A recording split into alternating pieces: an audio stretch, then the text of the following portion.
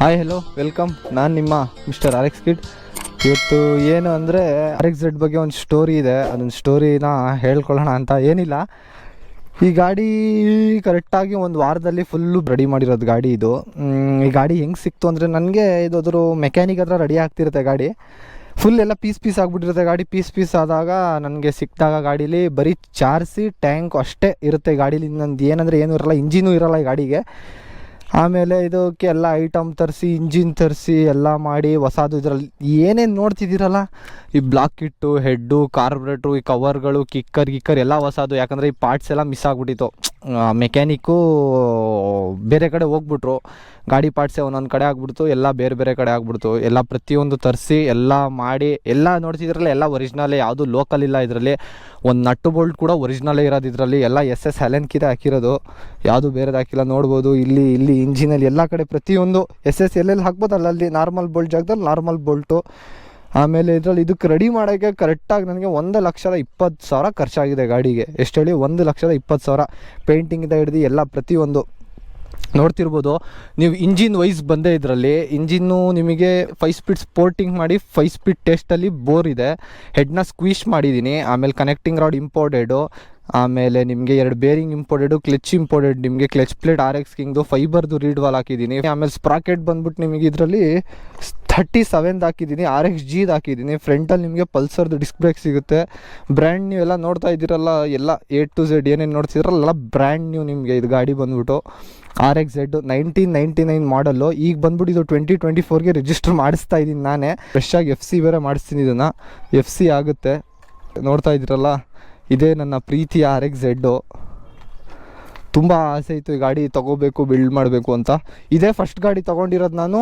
ಇದೇ ಗಾಡಿನ first ಓಡಿಸಿರೋದು RX-Z. ನನ್ನ ಲೈಫಲ್ಲಿ RX-Z ಓಡಿಸಿರಲಿಲ್ಲ ನಾನು. RX-ಗಳನ್ನ ಓಡಿಸಿದ್ದೆ, RX-Z ಓಡಿಸೇ ಇರಲಿಲ್ಲ. ನಾನೇ ತೊಗೊಂಡು ನಾನೇ ರೆಡಿ ಮಾಡಿ ನಾನೇ ಓಡಿಸಿರೋದು ಇದೇ ಮೊದಲನೇ ಬೈಕು. ತುಂಬ ಖುಷಿಯಾಯಿತು. ಈ ಸ್ಟೇಜಿಗೆ ಬರುತ್ತೆ ಅಂತ ಅಂದ್ಕೊಂಡೇ ಇರಲಿಲ್ಲ ಈ ಗಾಡಿ ನಾನು. ಒರಿಜಿನಲ್ ಮಾಸ್ಟರ್ ಸಿಲಿಂಡ್ರ್ ಇದು, ಇಂಡೋನೇಷಿಯಾದು ಒರಿಜಿನಲ್ಲು. ಕ್ಯಾಲಿಪರು ಅಷ್ಟೇ. ಡಿಸ್ಕ್ ಬಂದ್ಬಿಟ್ಟು ಪಲ್ಸರ್ದು ಬರುತ್ತೆ. 95 ಹಿಂದೆದು, ಮುಂದೆದು 175.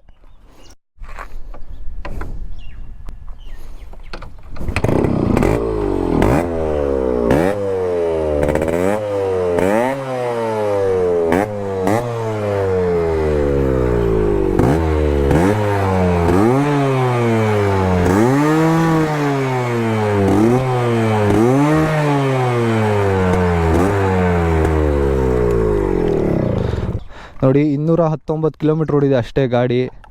ಕ್ಲಚ್ ನೋಡಿ, ಓಡ್ಸೋಕ್ಕೂ ಹಾಗೇ ಇದೆ ಗಾಡಿ ಇದು.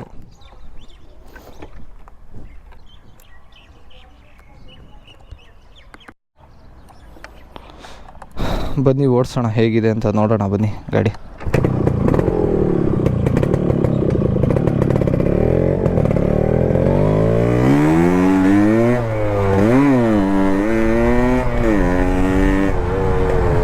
ಇದು ನೋಡ್ತಾ ಇದ್ದೀರಲ್ಲ, ಇದು RX-Z ಪವರ್. ಇದು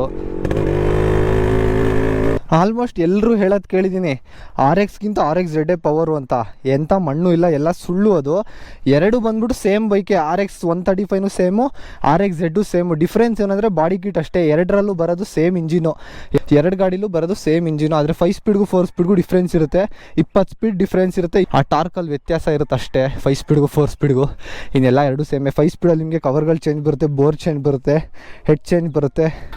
ಈ ಗಾಡಿ ಟಾಪ್ ಸ್ಪೀಡ್ ಬಂದ್ಬಿಟ್ಟು ನಮಗೆ 125+ ಮಾಡ್ತಿದೆ.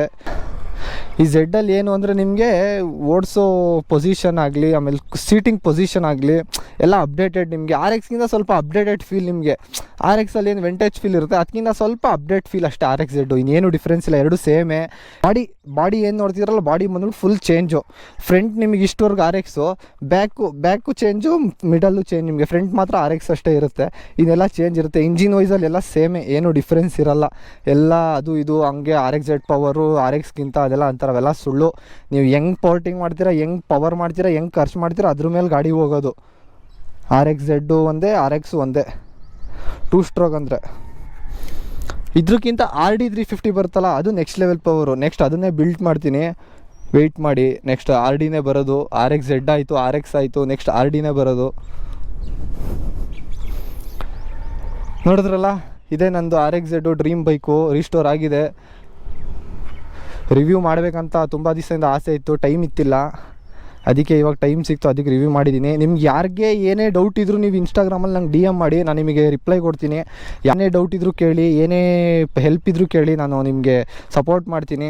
ನಿಮ್ಮ ಗಾಡಿ ರೀಸ್ಟೋರ್ ಮಾಡೋದಾಗಲಿ, ಪಾರ್ಟ್ಸ್ ಆಗಲಿ, ಏನಾಗಲಿ ಎಲ್ಲದಕ್ಕೂ ನಾನು ಸಪೋರ್ಟ್ ಮಾಡ್ತೀನಿ.